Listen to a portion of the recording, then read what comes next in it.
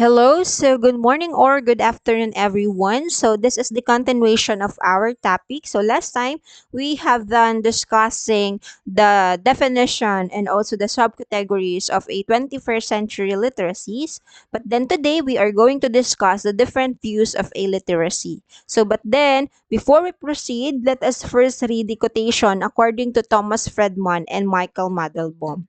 So they said that for us to grow, we have to educate people to do jobs that don't yet exist, which means we have to invent them and train people to do them at the same time. So that is harder, and it is why we need to aspire everyone to be creative creator or creative server. So based on the quotations, as you can see, according to Thomas and Michael, so they want us educators and you future educators to prepare for our future, such as educating our students and anticipate giving them ideas, okay, and skills that are needed for the future. So like anticipating future job that are not yet existing and preparing each one of them with advanced knowledge such as being a critical thinker, being creative, flexible, and knowledgeable in all types of jobs. So, yun yung quotations na yan according to Thomas Friedman and Michael Mandelbaum. But then today,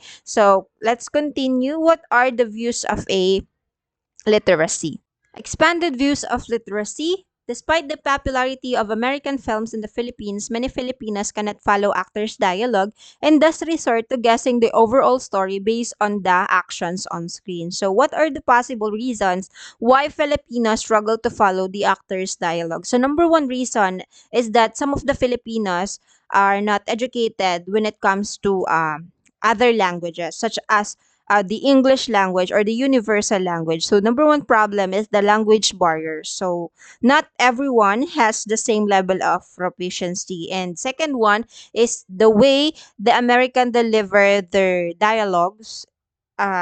Sometimes yung accent nila, yung slang, and yung phrases, and yung gaano kabilis nilang i-deliver yung dialogue. So, hindi natin nasasabayan, hindi natin naiintindihan. And next one is kahit na nakuha naman natin lahat ng words na binibitawan nila, sometimes yung content mismo ng dialogue is, it consists of idiomatic expressions based on their own culture, which is the American cultures or their personal cultural references. So, na hindi naman natin na-experience and we have no idea at all hanggat hindi natin i-research. So, hindi natin maiintindihan. So, ang ginagawa ng ilan sa mga Pilipino dyan, sa mga American film, for them to understand the story is to visual literacy. So, when we say visual literacy, it consists of, it involves interpreting actors' actions, the visual cues, and the context for them to really understand the plot of the story. Okay, so second one, despite the ubiquity of traditional view of literacy, Roberts 1995 notes that in the past 50 years, hundreds of definition of literacy had been advanced by scholars, adult literacy workers, and program planners. So, meaning, Robert emphasizes that each group might focus on different aspects of literacy, so leading to a wide range of interpretation. And next one, so the other views of literacy is based on UNESCO 2006 or the United Nations Educational, Scientific, and Cultural Organization. So they said that literacy proven to be complex and dynamic. What do we mean by the word complex and dynamic? Because literacy is complex and dynamic. So when we say complex and dynamic, it changes and develops over time, depending on the needs of our society, our culture, and the evolving needs of our technology generation to generation. Okay, next one.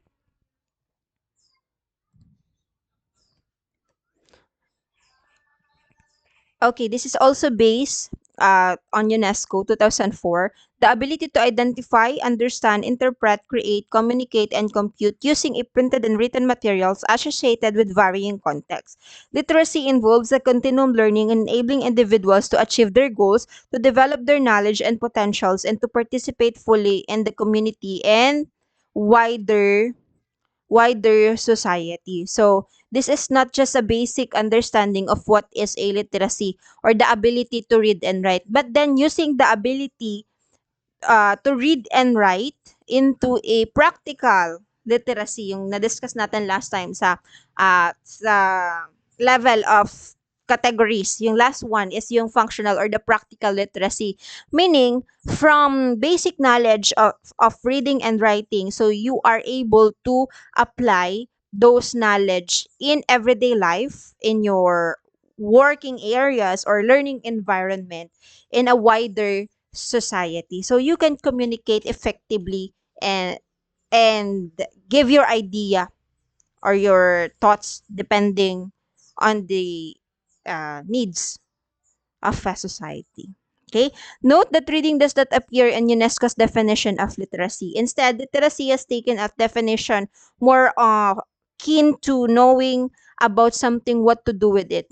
Meaning, not just reading, but then the useful definition of reading, which is you can use your ability to read to analyze, interpret, and create, okay, ideas for our future and for our society.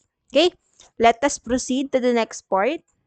Okay, so in this slide, so based from Makandawiri 2019, UNESCO, Barton, Makandawiri, Simoya, Mudenda, and Shallow. So their definition of what is illiteracy is same as the last slide. So they said that mm, in in 21st century literacy, it is not just the ability to read and write, okay? So, but also possessing knowledge, competence, and skills in a particular field or area. And in addition, they suggest that contemporary perspective increase equate literacy with knowledge itself. They highlights that being literate in the modern world means having a comprehensive grasp of information and the ability to apply it effectively within a particular context. And also, in a second paragraph, so there's a new definition of what is a literacy, not just simply reading and writing, but then from reading and writing to a knowledge. So, literacies are far removed from the traditional context of literacy. So, they require different skills and competencies. For example, natin dyan is sa digital literacy. In digital literacy, nowadays, it involves understanding. Number one is understanding how to use the technology effectively. And second one is critically assessing online content and participating in digital communication. So, this evolution in the concept of literacy reflects the changing demands of a modern world. Okay, so next one,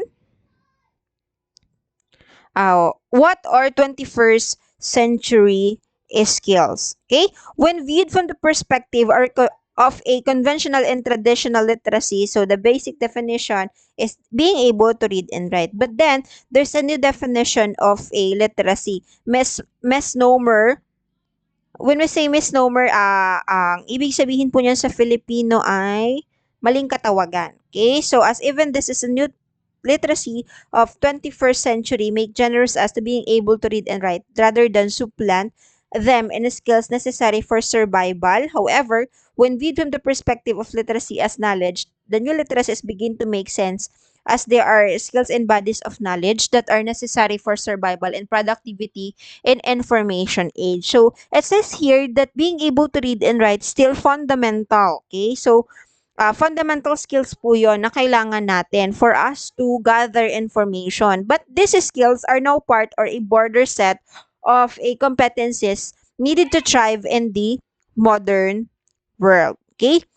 Okay, so yung ilan sa mga slide na sinend ko sa inyo ay nilagpasan na natin. So, you can read those. So, those are additional reading materials for you to able to understand what is a 21st century literacy and what are the language of a flower of language. Okay, so those part are still included in our quiz.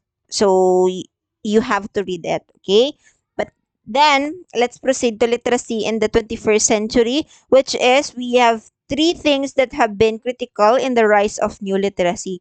Number one is that increased reach. So we are communicating with more people from more diverse culture across vaster distances than ever before. So this refers to the fact that we are now able to communicate with a larger number of people, okay, including those from different cultures and um, other country more easily than before, because nowadays we have a new technology, we have internet, social media. So those platform broken down the traditional barriers, allowing us to connect with people across the world instantly. So, mabilis na yung communication natin yun. In instant, basta meron lang tayong internet, meron tayong connection, and malakas ang signal. So, pwede na nating kausapin yung mga mahal natin na nasa ibang bansa. Okay? So, that is number one. Second one is that increased means of a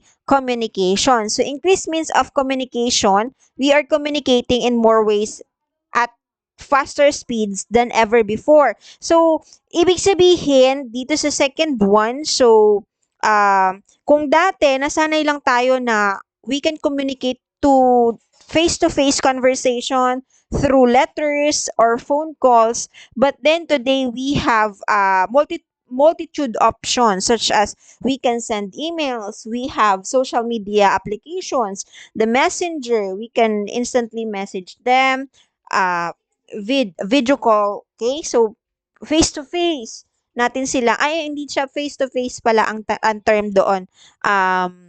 Virtual natin silang makikita.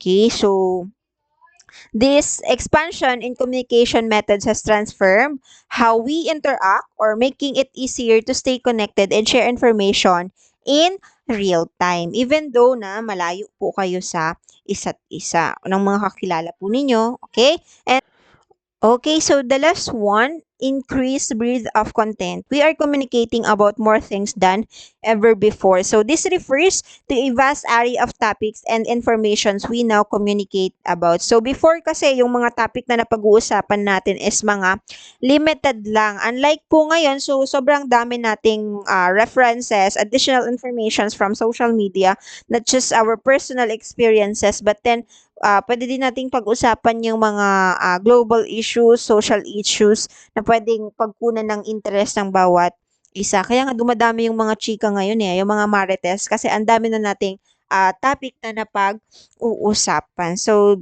these are the three critical in the rise of a new literacy: increased reach, increased means of communications, and increased breadth of content.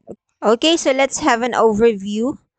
What are those new literacies? Okay, number one is the globalization and multicultural literacy. So discusses how increasingly ability to communicate with almost anyone, anywhere, in real time requires new skills and attitudes in interacting with people with cultures, perspective, worldviews, priorities different from our own, particularly with the end view of not only peace and understanding, but also mutual benefit and productivity. So, having a cultural awareness and also the ability to communicate effectively with people from a different culture with understanding and respecting their different views for mutual benefit and productivity. And second one, the social and financial literacy explores the need for the ability to navigate our own social network of both online offline variety, not only communicate clearly but also to leverage resources which we ourselves might not possess. So at the same time, this chapter addresses a notorious problem, short-sightedness in Filipino culture regarding personal finances. So involves resource management, kung paano ba ang tamang pagbabudget dyan, ano yung pwede natin gawin. So, madidiscuss natin yung dito. So, how this must address and increasingly earlier age to help mitigate the ever-widening gap between rich and poor. So, the skills of navigating social networks to access resources and addressing financial literacy early to reduce economic inequality. So, paano ba natin sa Philippines, kasi hindi na nawawala yung number one issue is yung kahirapan. So, yan, madidiscuss po natin yan. Okay, so the next one is the ecoliteracy, artistic and creativity literacy. So, meaning being able to